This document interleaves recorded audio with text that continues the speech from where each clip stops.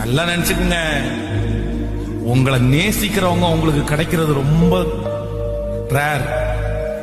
உங்களை நேசிக்கிறவங்களை நீங்க இழந்துட்டீங்கன்னா உங்க வாழ்க்கையில இருக்கிற பெரிய இழப்பு. உங்களை நேசிக்கிறவங்களை இழக்காதீங்க. ஒரு ஒரு ஒரு காலம் தாண்டதுக்கு அப்புறம் சிலருடைய மனசு கல்லாயிரும்பா. சில கணவனாருடைய மனசு கல்லாயிரும், சில மனைவியினுடைய மனசு கல்லாயிரும்.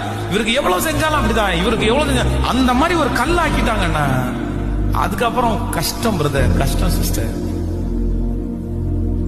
எதுக்கு நீங்க கோவப்படுறீங்க சொல்லுங்க? எதுக்கு கோவப்படுறீங்க?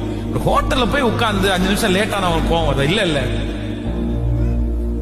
ரோட்ல போகும்போது பசிக்குது, ஒரு சாக்லேட் வாங்கி வாயில போட்டு போறீங்க இல்ல, அதே இருந்து வீட்டுல வரும்போது உடைக்கிறீங்களே, அந்த அளவு உங்களுக்கு கோவம் வருதா? மிஞ்சும் கோவத்தை அக்கிரமமா கோவப்படக்கூடாது பிரதர், அனாவசியமா கோவப்படாது.